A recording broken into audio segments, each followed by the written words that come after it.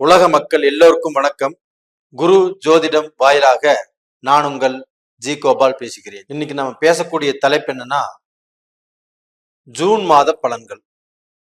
இந்த ஜூன் மாத பலன்களாகப்பட்டது தனுசு ராசிக்காரர்களுக்கு எப்படி இருக்கும் அப்படிங்கிறது தான் இந்த பதிவுல பார்க்க போறோம்.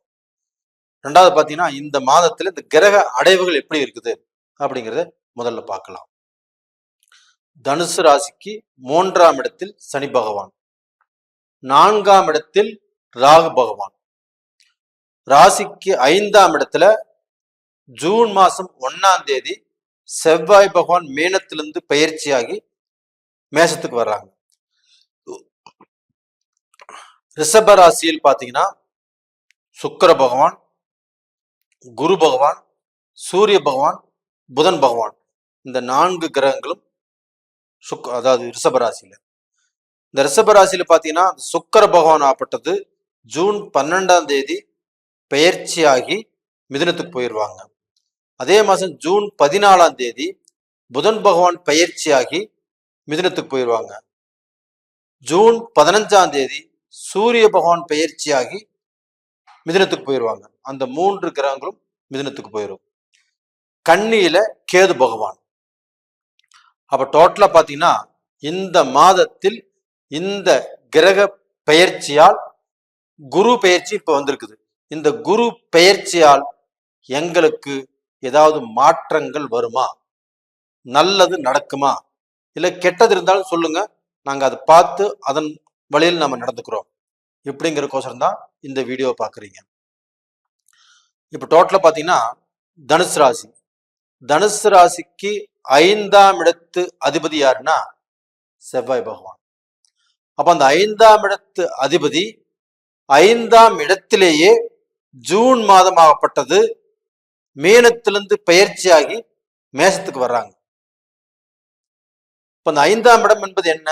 ஒருத்தருடைய புகழ், ஒருத்தருடைய அறிவு, ஒருத்தருடைய திறமை, வாழ்க்கையில ஒருத்தர் சாதிக்கக்கூடிய சாதனைகள், நான் நல்ல நிலைமைக்கு வந்துட்டேன் அப்படின்னு அவங்க மனசு சந்தோஷப்படுறது, இது எல்லாமே 5ஆம் இடம்.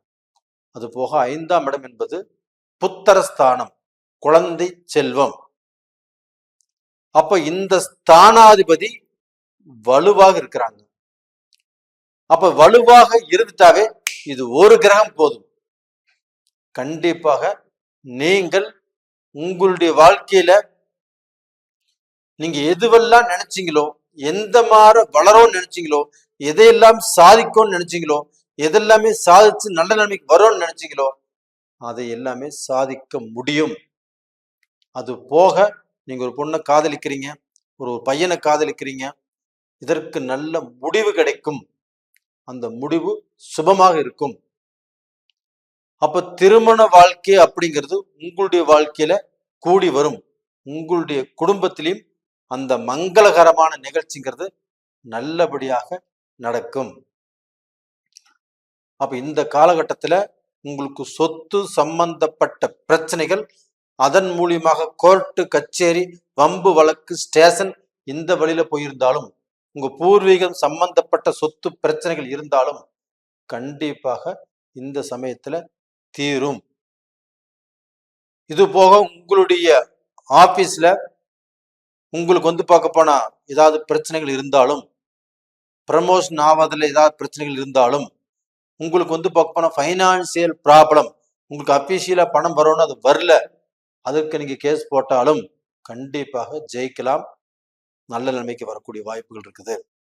அப்ப இந்த செவ்வாய் பகவானுடைய அனுகிரகத்தால இந்த 5ஆம் இடத்து அதிபதியாக வர்றதுனால கண்டிப்பாக உங்களுக்கு நடக்காத சில விஷயங்களும் இந்த பீரியட்ல நடக்கும். அப்போ நீங்க பல வருஷமா அலைஞ்சிட்டு இருக்கிறீங்க, அலைஞ்சு தெரிஞ்சிட்டு இருக்கிறீங்க, இந்த பிரச்சனைக்கு ஒரு தீர்வே கிடைக்கல அப்படின்னு நினைக்கக்கூடிய பிரச்சனைகளுக்கும் இந்த மாதம் கண்டிப்பாக தீர்வு கிடைக்கும். இதை எழுதி வச்சுக்கோங்க. இது போக பாத்தீங்கன்னா உங்களுக்கு 6ஆம் இடத்துல குரு இருக்கிறார். குரு உங்களுடைய ராசி நாதனே குரு பகவான் தான். அப்ப அந்த குரு பகவான் ஆப்பட்டது பயிற்சியை 6ஆம் இடத்துல இருக்கிறாரு. அப்ப இந்த 6ஆம் இடத்துல குரு மறைஞ்சிட்டார் இல்லையா? அப்ப அந்த மறைந்தவன் நிறைந்த பலனை கொடுப்பாரா அப்படிங்கிற எதிர்பார்ப்போடு தான் இருக்கிறீங்க. ஆனால் அங்கே சுக்கிரன் ஆட்சியாக இருக்கிறதுனால, அந்த ஆட்சி பெற்ற சுக்கிரனோடு குரு சேர்ந்ததுனால இப்ப உங்களுக்கு அங்கே நல்ல பலன் கிடைக்கும். ஒரு வண்டி வாகனம் வாங்குறதோ, ஒரு தொழில் ஆரம்பிக்கிறதோ, ஒரு வேலைக்கு முயற்சி பண்றதோ, ஒரு வேலையில நம்ம கஷ்டப்பட்டுட்டு இருக்கிறோம், அந்த வேலை திருப்தியா வரும்னு நினைக்கிறதோ, இந்த 6ஆம் இடத்து குருவும் சுக்கிரனும் இணைஞ்சதால நடக்கும். இந்த சுக்கிர பகவான் ஆப்பட்டது பெயர்ச்சியாகி ஜூன் மாசம் 12ஆம் தேதி மிதுனத்துக்கு போயிடுவாங்க. அப்ப அந்த குரு பகவான் ஆப்பட்டது சுக்கிரனுடைய துணை இல்லாமல் அங்கே இருப்பாங்க. அப்ப அந்த 6ஆம் இடத்துல குரு இருந்தால் உங்களுக்கு சில காரிய தாமதங்கள் ஆகும். அடுத்தவங்களை நம்பி மோசம் போகக்கூடிய சூழ்நிலை உருவாகும். உங்களுக்கு ஜாமீன் போடணும்னு சொல்லியிருந்தாலும் சரியான நேரத்துல போட மாட்டாங்க. அப்ப உங்களுக்கு ஒரு சப்போர்ட் பண்றதுக்கு ஒருத்தர் வர்றன்னு சொல்லியிருந்தாலும் கண்டிப்பா அவங்களும் வரமாட்டாங்க. அப்ப இந்த சமயத்துல அடுத்தவர்களை நம்பி மோசமாகக்கூடிய சூழ்நிலைகளும் உங்களுக்கு இருக்குது. அப்ப நீங்க ஒரு தொழில் ஆரம்பிக்க நினைச்சாலும் சரி, ஒரு பிசினஸ் ஆரம்பிக்க நினைச்சாலும் சரி, ஒரு வேலையில ஏதாவது மாற்றங்கள் வரும்னு நினைச்சாலும் சரி, இந்த பீரியட்ல உங்களுக்கு அவ்வளவுக்கு திருப்தி இல்லை இந்த குரு பகவானால. இது போக அந்த குரு பார்க்கக்கூடிய இடம் உங்க ராசிக்கு 10ஆம் இடத்தை பார்க்குது, 12ஆம் இடத்தை பார்க்குது, உங்களுடைய குடும்பஸ்தானத்தை பார்க்குது. அப்ப அந்த குடும்பஸ்தானத்தை குரு பார்க்கறதுனால, தனஸ்தானத்தை குரு பகவான் பார்க்கறதுனால உங்களுக்கு பணம் நீங்க சம்பாதிக்கலாம். பணம் சம்பாதிப்பதற்குண்டான வழிகள் உங்களுக்கு பிறக்கும். அப்ப அந்த பணத்தின் மூலியமாக உங்களுடைய பிரச்சனைகளை சால்வ் செய்து நீங்கள் ஒருபடி மேல வரலாம். அதுபோக குடும்பஸ்தானத்தையும் குரு பார்க்கறதுனால குடும்பத்தில் இருந்து வந்த பிரச்சனைகள், சிக்கல்கள், வம்பு வழக்குகள், பிரிஞ்சு போலாம் நினைச்சது இது எல்லாமே ஒரு தீர்வுக்கு வரும். அப்ப பிரிஞ்சு போலாம் நினைச்ச குடும்பங்கள் ஒண்ணு சேரும். உங்க குடும்பத்துல பிரச்சனைகள் இருந்தாலும் அந்த பிரச்சனைகள் சால்வ் ஆகும்.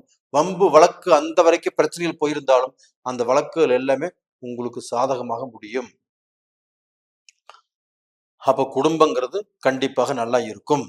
அப்ப இந்த சமயத்துல நம்ம இடம் மாறி போலாம், நம்ம இடத்தை மாற்றம் பண்ணிக்கலாம். நம்மளுக்கு பார்க்க போனா நம்ம இடம் மாறி போறதுதான் சரி அப்படின்னா தாராளமாக குரு 6 இருக்கிறதுனால இடம் மாற்றங்கள் உங்களுக்கு ஒத்து வரும். இடம் மாற்றத்தை நீங்கள் எதிர்பார்க்கலாம். இடம் மாற்றம் வந்தாலும் நீங்க செஞ்சுக்கலாம். இது போக அந்த கேது பகவான் உங்க ராசிக்கு 10ஆம் இடத்துல இருக்கிறாங்க. அந்த 10ஆம் இடத்துல கேது பகவான் இருந்து உங்களுக்கு தொழில் ரூபத்திலையும் கண்டிப்பாக உங்களுடைய வளர்ச்சியை தடை பண்ணிட்டு இருக்குது.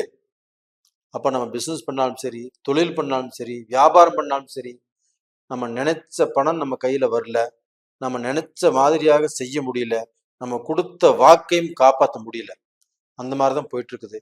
இந்த பீரியட்ல அந்த குரு பகவான் கேது பகவானை பார்க்கறதுனால கேல யோகம் அப்படிங்கிற யோகம் உருவாகுது. கேல யோகம் அப்படிங்கிறது என்னன்னா கோடீஸ்வர யோகம். குரு பகவான் கேது பகவானை பார்த்தாவோ, கேது குருவை பார்த்தாவோ, அப்போ இந்த குரு பகவான் கேது பகவானை பார்க்கறதுனால அந்த கேல யோகம் அப்படிங்கிறது உருவாகுது. இதனால ஏதாவது ஒரு ரூபத்துல உங்களுக்கு பணம் வரக்கூடிய வழிகள் பிறக்கும். அந்த பணமும் பெரிய லெவல்ல வரும். ரெண்டாவது பாத்தீங்கன்னா சனி பகவான் உங்களுக்கு 3ஆம் இடத்துல இருக்கிறாங்க. அந்த சனி பகவான் 3ஆம் இடத்துல இருந்து உங்களுடைய முயற்சிகள் அத்தனைக்கும் துணையாக இருந்து அந்த முயற்சிகளை ஜெயிக்க வைப்பாரு. அப்ப டோட்டலா நீங்கள் வளர்ந்துட்டே போயிட்டு இருக்கிறீங்கன்னு தான் அர்த்தம். நீங்க கீழே போறதுக்கு வாய்ப்பே இல்லை. அப்படி இருந்தும் ஒரு சிலர் வாழ்க்கையில பிசினஸ் சரியில்லை, எனக்கு வேலை சரியில்லை, நான் வேலை செஞ்ச இடத்துல பிரச்சனைகள், எனக்கு மேல உள்ளவங்களால தொந்தரவு, எனக்கு டார்ச்சர், எனக்கு பிசினஸ்லயும் திருப்தி இல்லை, எனக்கு குடும்ப வாழ்க்கையிலும் திருப்தி இல்லை, எனக்கு சந்தோஷம் இல்லை அப்படின்னா அவங்களுக்கு நடக்கக்கூடிய தசா புத்திகள் அதுலதான் பிரச்சனை இருக்கணும். அப்போ நீங்க உங்களுக்கு நடக்கக்கூடிய தசா புத்திகள், உங்களுடைய விதியை நிர்ணயம் பண்ணுவது உங்களுக்கு நடக்கக்கூடிய தசா புத்திகள் தான். அப்ப தசா புத்தி சாதகமாக இருக்கிறதா பாதகமாக இருக்கிறதா அப்படின்னு பார்த்துக்கோங்க. கீழே 2 நம்பர் கொடுத்துருக்குறோம். அந்த 2 நம்பருக்கு கான்டாக்ட் பண்ணுங்க, வாட்ஸ்அப் பண்ணுங்க. அது போக வெளிநாட்டுல உள்ளவங்க இந்த காலகட்டத்தில் தனுசு ராசிக்காரர்களாகப்பட்டது கண்டிப்பாக வெளிநாட்டுல உள்ளவங்க வெளிநாட்டுல வாழ்ந்துட்டு இருக்கிறவங்க அவங்க வந்து படிப்படியாக மேல வரக்கூடிய வாய்ப்புகள் இருக்குது. அவங்களுக்கு இருக்கக்கூடிய பிரச்சனைகளும் தீரக்கூடிய வாய்ப்புகள் இருக்குது. அதற்கு காரணம் 5ஆம் இடத்தில் இருக்கக்கூடிய செவ்வாய் பகவான். அதனால நல்லா இருப்பீங்க. டோட்டலா இந்த டயத்துல நீங்கள் வழிபட வேண்டிய தெய்வமும் கண்டிப்பாக அந்த செவ்வாய் பகவான் தான் வழிபடணும். முருக கடவுளை வழிபடுங்க. திருச்செந்தூர் முருகனை வழிபடுங்க.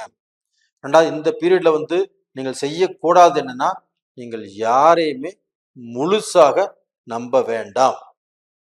ஒருத்தரை நம்பி முழுசா பொறுப்பு ஒப்படைச்சிட்டு நீங்க காத்துட்டு இருந்தீங்கன்னா கண்டிப்பாக ஏமாற்றங்கள் வரும். அது போக உங்களுக்கு சில முக்கியமான முடிவுகள் உங்களால் எடுக்க முடியாது. சில குழப்பங்கள் வரும்.